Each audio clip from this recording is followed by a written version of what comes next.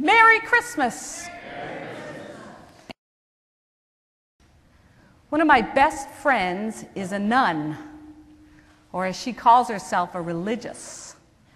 And she has been part of the Immaculate Heart of Mary order for over 30 years. We became friends because we took a spiritual direction class together, and we've been friends for about 8 years. I'd never really known a nun or a religious very closely, and I had no idea kind of how their lives were and what their lives were like. But she's been wonderful in sharing with me, and we've been sharing with her. And I can remember the first Christmas time came around, and I said, "Well, Nancy, what are you doing for Christmas?" And she said, "Oh, I'm going home to see the earthly parents." So, oh, that's sort of a spin on parenting.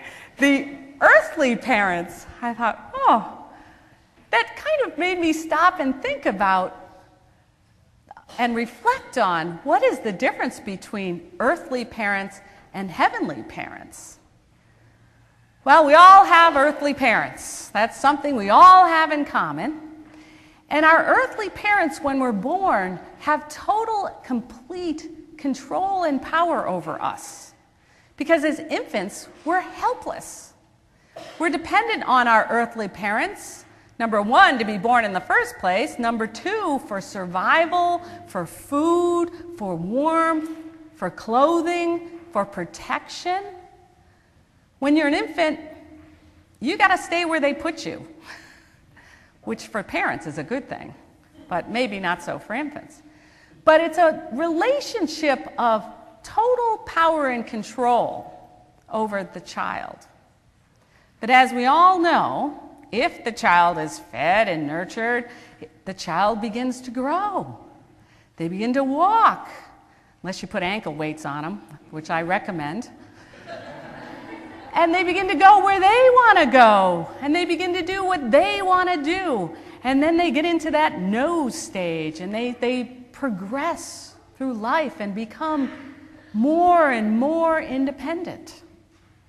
And as children grow, they begin to see that the parent, who was godlike to them, having total, complete control and power over them, doesn't necessarily have total, complete power over them. That they can make choices, that they can do things, that as they grow in their independence, they become more and more on their own. And as we all know, it becomes necessary for the growing child to break up from the parents, to go off on their own, to be kicked out of the nest, so to speak. And for some, that's a difficult transition. So the more irritating they can be to the parent, and the parent gets irritated, and the kid gets irritated, then it's easier to separate.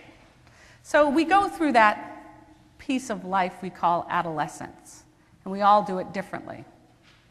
Well, this is the one and only story in the Bible of Jesus, other than as an infant or as an adult, beginning his ministry. Luke is the only gospel writer who gives us this coming-of-age story. And like most adolescents, Jesus wasn't traveling with his parents, because who would want to be seen with their parents? I notice some of you are here with your parents. I will keep that under the stole. Who would want to be seen with their parents? So Jesus is off with his buddies, traveling home from Jerusalem, so it wasn't odd that they didn't notice he was missing. Well, when they stopped to camp for the night, they did notice he wasn't in the crowd, and they didn't know where to find him. So they go back to Jerusalem, and finally they find him in the temple. And he's got a little attitude. His mother's anxious.